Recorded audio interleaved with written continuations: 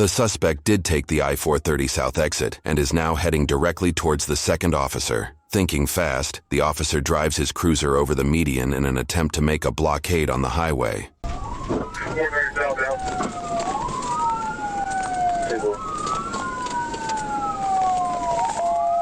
And on the shoulder right now.